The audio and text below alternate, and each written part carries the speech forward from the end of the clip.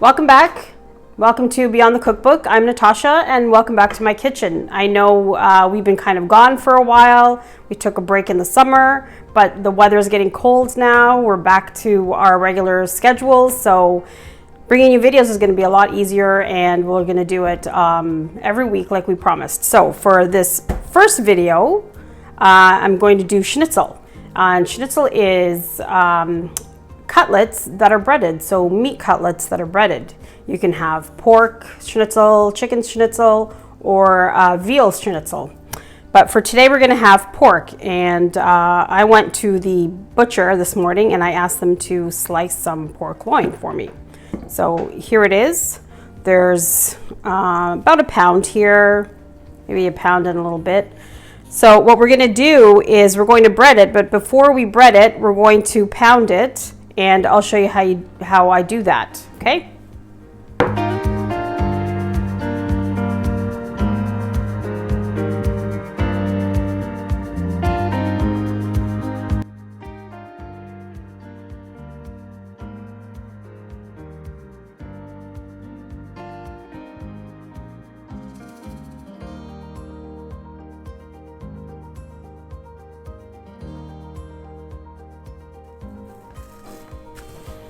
So as you can see here, I've got it all prepared. I like to put a plastic, plastic wrap on my table or on my surface, and then put the cutlets on top, and then over top that, I lay another plastic wrap or a sheet of plastic wrap.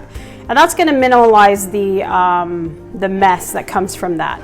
So you just have to pound it a little bit. They're already thin. They don't need to be super, super thin, but it just tenderizes them a little bit.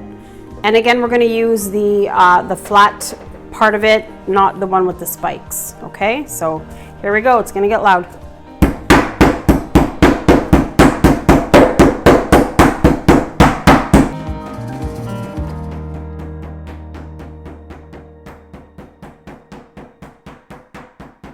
So you see, they've actually gotten bigger.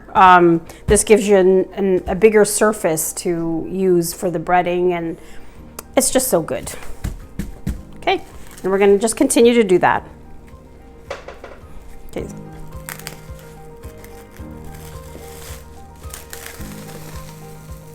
You can use the same parts, the same plastic wrap.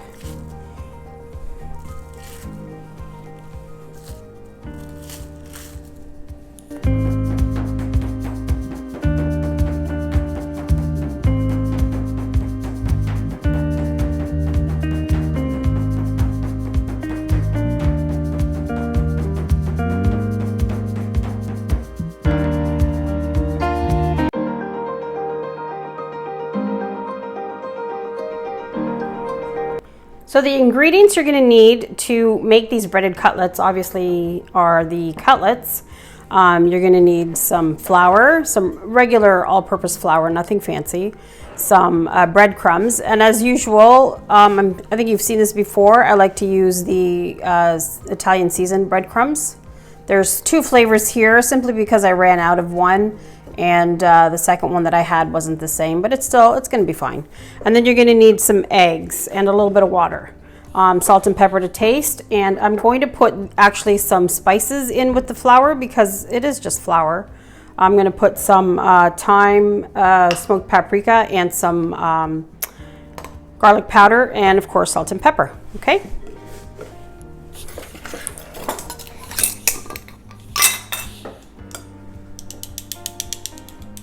It's good to flavor everything. Oops, I have a little bit more. So one of my daughters had an opportunity to go to Austria and Germany for a school trip a couple years ago, and she said that she actually had schnitzel and she liked it. So this is obviously not authentic schnitzel because I've never been to that part of the world, but this is something I've always made. The kids have always liked it. It's always a good crowd pleaser, and it's always good for leftovers. So I'll just mix that up.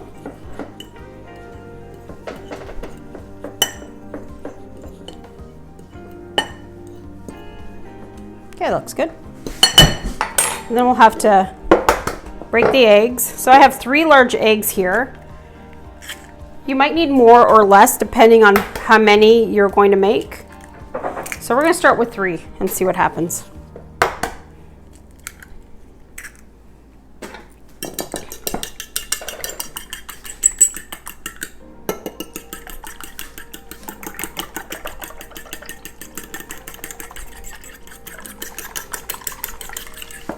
And I'm just going to add a little bit of water, so excuse me.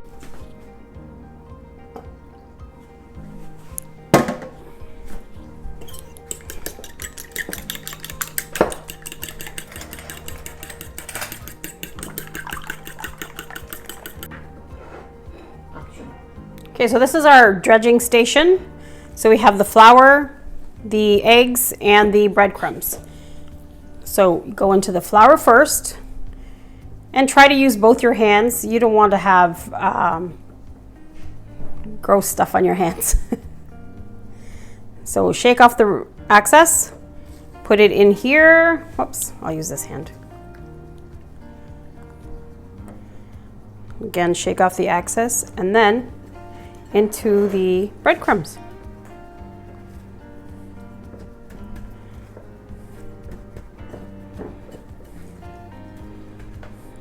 And then onto a plate to just sit for a few minutes and wait. And then we're just going to continue.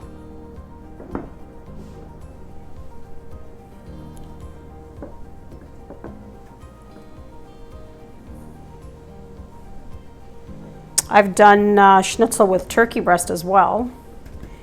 I've sliced it up or try and get it, buy it sliced, or go to the butcher's and see if they can slice it for you. That's interesting too.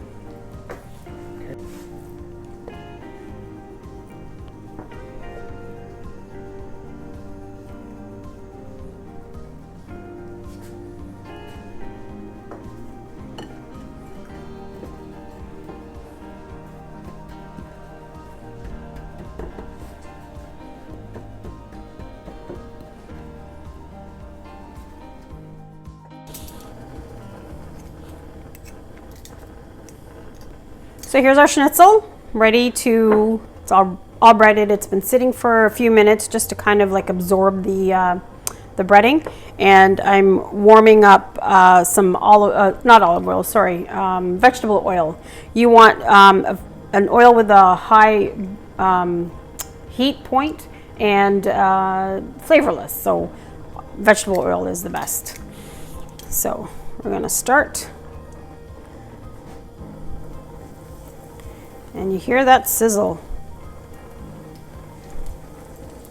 And because they're so thin, they don't take much time to cook. So a couple minutes on both sides.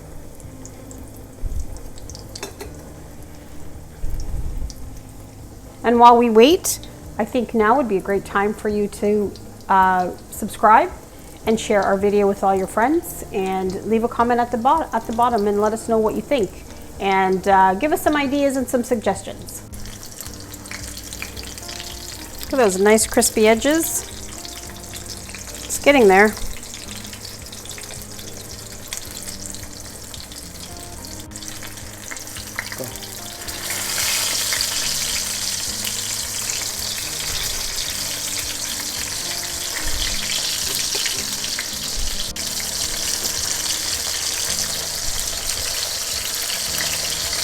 See how nice and golden brown the edges are? Exactly what you want.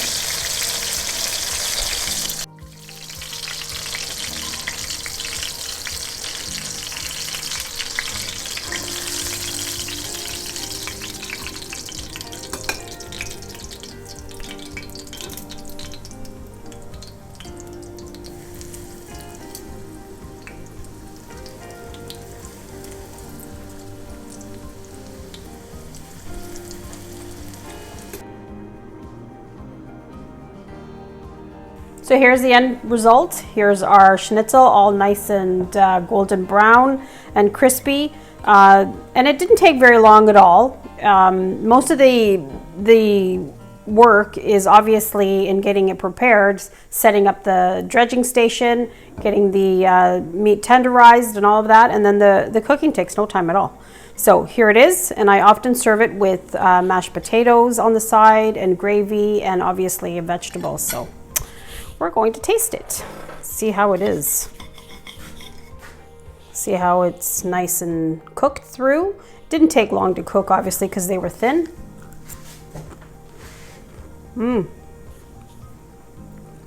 It's so good. It is so, so good. It's even better the next day. And if you have any leftovers, it's perfect in a bun. It's wonderful. Thank you so much for being here with us, for watching our videos and all the support that we've received. I hope you really enjoy this video, and I'm glad to actually be back doing it. It's been quite a while, so we're hoping to get back on schedule. So tell me what you think of this video. I hope you make it, I hope you enjoy it, and I hope you like it. And I hope that you subscribe and like and share our videos with all your friends and family. Thank you so much. Have a lovely day.